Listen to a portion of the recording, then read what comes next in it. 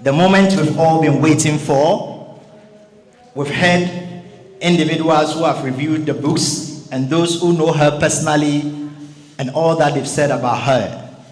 But it's time we hear from her. That is the author herself, Hajia Samiha Sulleyman. A round of applause.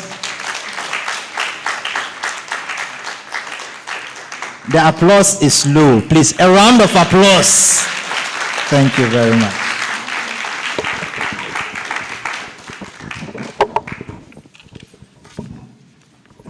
He said I shouldn't cry.